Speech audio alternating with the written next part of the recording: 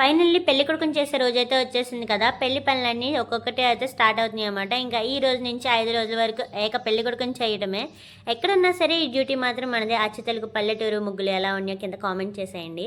And ఈరోజు పెళ్లి కొడుకుని చేయడానికంటే ముందే మా ఇంట్లో అయితే ఘటం మీద అయితే తీసుకెళ్తున్నారు. అందుకోసమే ఈ హడావిడ అంతా.